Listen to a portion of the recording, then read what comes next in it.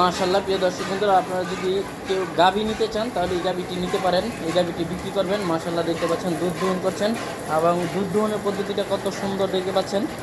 বালতি ফেলে তারপরে বসে দোহন করছেন। গাভী একবারই শান্তশিষ্ট রয়েছে।